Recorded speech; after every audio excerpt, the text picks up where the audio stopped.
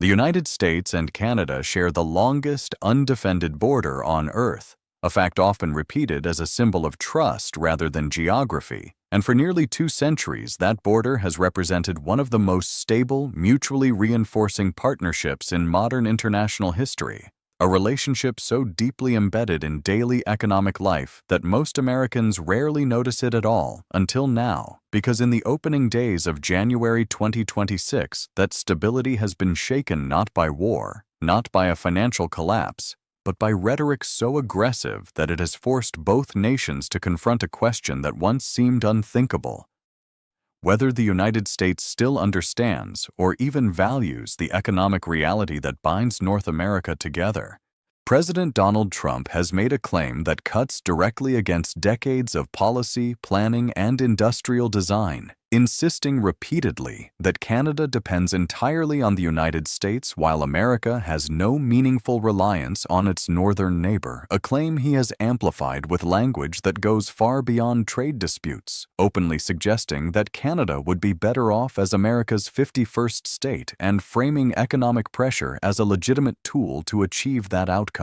Statements that are not improvised gaffes or rhetorical accidents, but deliberate positioning meant to challenge the very premise of Canadian sovereignty and the post-war alliance system that the United States itself constructed. And so the question before us is not whether these statements are provocative, but whether they are true. Because when political power collides with mathematical reality, reality always wins, eventually. To understand what is actually at stake, you have to strip away slogans and examine the physical systems that keep both economies functioning, starting with energy, where the fantasy of independence collapses almost immediately under the weight of hard numbers. Every single day, roughly 4.1 million barrels of Canadian crude oil flow into the United States, not as a temporary supplement, not as a convenience, but as a structural pillar of American energy security, accounting for approximately 63% of all crude oil imports in 2024, a volume no other country even remotely approaches. This is not interchangeable oil. Canadian crude, particularly from Alberta's oil sands, is heavy, dense, and sulfur-rich, and American refineries along the Gulf Coast were designed over decades, at the cost of tens of billions of dollars, specifically to process this type of crude, meaning they cannot simply flip a switch and accept lighter oil without massive retooling, lost efficiency, and shutdowns that would ripple through fuel markets nationwide. Claims that America could instantly replace Canadian oil ignore the collapse of Venezuelan production, the steady decline of Mexican output, and the geopolitical instability of Middle Eastern suppliers, where supply chains are exposed to conflict, embargoes, and strategic coercion. And oil is only the beginning. Natural gas tells an even more unforgiving story. Canada supplies 98% of all natural gas imported by the United States, gas that heats homes across the Midwest in winter, powers electrical generation in the Northeast, and stabilizes grids during peak demand, flowing through pipeline networks that took generations to build and cannot be replaced by executive order or campaign rhetoric. Electricity follows the same pattern.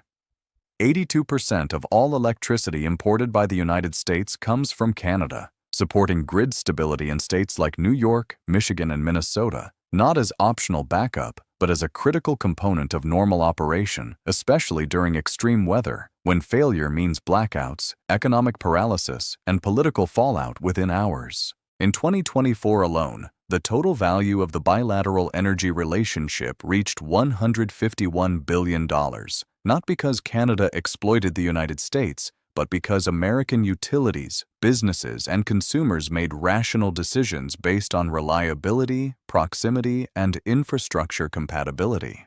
And energy is only one layer of a far deeper integration that extends into nearly every sector of the economy. In 2024, Canada was the top destination for American exports, absorbing approximately $350 billion in U.S. goods, while imports from Canada totaled roughly $413 billion, producing a goods trade deficit of about $62 billion, a number often weaponized in political speeches but deeply misleading when stripped of context. When services are included, the United States actually runs a surplus with Canada, shrinking the imbalance to somewhere between $35 and $45 billion, depending on methodology, and even that figure misrepresents reality because modern North American trade is not a zero-sum contest, but an integrated production system in which roughly half of all trade involves intermediate goods crossing the border multiple times before becoming finished products. The automotive sector makes this painfully clear. A truck assembled in Michigan may contain steel from Ontario, parts stamped in Ohio, components machined back in Canada, and final assembly completed in the United States, meaning tariffs do not punish a foreign competitor. They punish domestic supply chains, domestic workers, and domestic consumers simultaneously. In 2023, 76% of all Canadian merchandise exports went to the United States, representing 21% of Canada's entire global export economy, a level of concentration that Canada cannot quickly escape, but that dependency runs in both directions because American manufacturers, retailers, and energy providers have built their operations around uninterrupted Canadian supply. So what happens when that system is deliberately disrupted? We no longer have to speculate.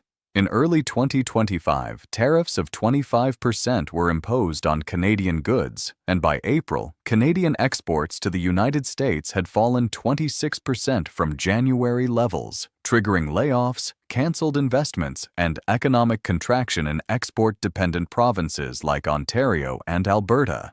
But the damage did not stop at the border. U.S. imports overall fell 20% in April 2025, the largest single-month decline since the 2009 financial crisis outside the pandemic period, because supply chains cannot reconfigure overnight and domestic capacity does not magically appear when tariffs rise. American manufacturers suddenly paying 25% more for Canadian steel did not celebrate economic nationalism. They absorbed losses, cut margins, delayed hiring, and quietly prepared for layoffs, while inflation, which had been easing, began to rise again, forcing Federal Reserve officials to publicly acknowledge growing risk. Economists across ideological lines began using phrases like self-inflicted wound and unforced error, language rarely applied lightly. And while the economic fallout was measurable, the diplomatic damage was unprecedented. For the first time in modern history, a Canadian Prime Minister publicly warned that Canadians were entering dark days caused by a country they could no longer trust, explicitly naming the United States, a statement that would have been unimaginable just a few years earlier. This rupture deepened as annexation rhetoric escalated from implication to repetition, with the president openly questioning Canadian sovereignty and framing economic pressure as a means of acquisition rather than negotiation. Canadian public opinion reacted with stunning clarity. Polling throughout 2025 showed 90% of Canadians opposed annexation, a level of consensus virtually unheard of in a pluralistic democracy, while 82% stated they would rather rejoin the British Commonwealth than become part of the United States. Nationalist consumer campaigns surged. Canadians deliberately avoided American products. Cross-border automobile travel to the United States fell 31% year-over-year, not because of fuel prices or exchange rates, but because millions of Canadians chose not to spend money in a country whose leadership treated them with open contempt. Ottawa responded with retaliatory tariffs on $30 billion of American goods, with another $125 billion targeted if escalation continued, while provincial leaders openly discussed cutting electricity exports to U.S. states, including Michigan, Minnesota, and New York. A proposal later softened, but the mere fact it was raised revealed how far relations had deteriorated. International observers began drawing comparisons that would once have been dismissed as alarmist, noting parallels between rhetoric questioning Canada's legitimacy and the language used by Vladimir Putin toward Ukraine or Xi Jinping toward Taiwan. The suggestion that neighboring countries are not truly sovereign, that absorption is inevitable, and that coercion is justified. These comparisons are coming not from partisans, but from foreign policy analysts watching the foundations of the rules-based order crack in real time. And this raises a question you should pause and consider right now, because it cuts to the heart of global stability. If the United States is willing to economically pressure and rhetorically threaten Canada, its longest-standing ally, what message does that send to every smaller nation that relies on American security guarantees, from Eastern Europe to the Pacific? That question is already reshaping global behavior. Allies are hedging. Trade is diversifying. Security planning is shifting. Trust, once broken, does not regenerate on command.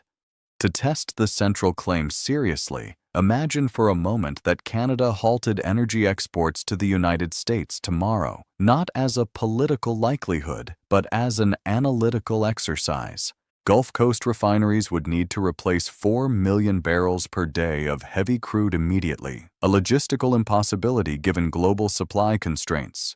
Gasoline prices would spike within days. Heating costs would surge. Political pressure would explode. If natural gas flows stopped, winter heating across the Midwest would face crisis conditions. Power plants in the Northeast would scramble for fuel, and rolling blackouts would become probable rather than hypothetical. The resulting economic damage would not be counted in billions, but potentially in trillions, as manufacturing slows, commerce stalls, and public confidence collapses. These are not doomsday fantasies. They are the unavoidable consequences of ignoring how interconnected modern economies actually function. The American economy was built on the assumption of Canadian reliability: oil flowing south, gas moving through pipelines, electricity stabilizing grids, steel, aluminum, lumber, and components crossing borders seamlessly. Claiming that America does not need Canada is not merely inaccurate. It is a declaration so detached from operational reality that it calls into question whether policy is being guided by ideology rather than comprehension. History offers clear warnings. The Soviet Union believed it did not need market mechanisms and collapsed under the weight of that illusion. Britain believed Brexit would be painless because others needed it more and has endured years of stagnation and regret. America is now running its own experiment, testing whether the world's largest economy can thrive while systematically alienating its closest partners. Early results are deeply concerning. Canada's economy contracted in mid-2025, but the United States also slowed, with falling consumer confidence, declining investment, and markets pricing in sustained uncertainty. All of this unfolds as the 2026 USMCA review approaches, the trade agreement replacing NAFTA, which the administration has openly threatened to abandon entirely if demands are not met, a move economists warn could trigger a full-scale Canadian recession and significant U.S. economic damage, shrinking Canada's GDP by as much as 6% and the U.S. economy by roughly 1.6%. Effectively costing American households about $1,300 per year for the privilege of economic confrontation. Officially, tariffs are justified by border security and fentanyl concerns, yet data overwhelmingly shows Canada is not the source of those problems, with illicit drugs entering primarily through other routes and illegal crossings from Canada negligible compared to the southern border. So, what is really driving this? Is it transactional leverage, political theater, or a deeper belief that power should dominate rather than cooperate? Whatever the motive, the consequences are accelerating. Canadian firms are diversifying away from the U.S. market. European and Asian trade links are expanding. Each supply chain rerouted, each investment redirected is capacity that will not easily return, even under future administrations. And Canada is not alone in watching. Mexico is watching. Europe is watching. Japan, South Korea, Australia, every U.S. ally is recalculating risk, asking whether American commitments still mean what they once did. That is the true cost of declaring independence from reality. Not the trade deficit, not even the immediate economic pain, but the slow erosion of trust that once made the United States the anchor of global stability. Trust takes decades to build and seconds to shatter. You cannot restore it through slogans or threats. And as this confrontation drags on, the question becomes unavoidable. Where does this end? Will there be a face-saving retreat, a symbolic concession, a reset at the USMCA review?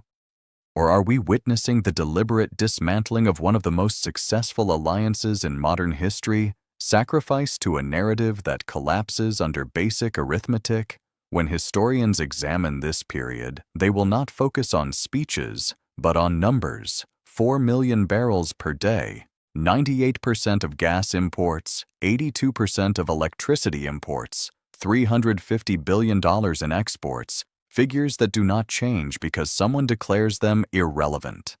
Economics does not negotiate with belief, it enforces reality. And now I want to hear from you. Do you believe the United States and Canada can recover from this level of tension? Or are we watching something fundamental break in real time? Should alliances be treated as leverage or as infrastructure too critical to gamble with? Share your perspective in the comments because this story is not just about trade, it is about whether power still recognizes the limits imposed by facts.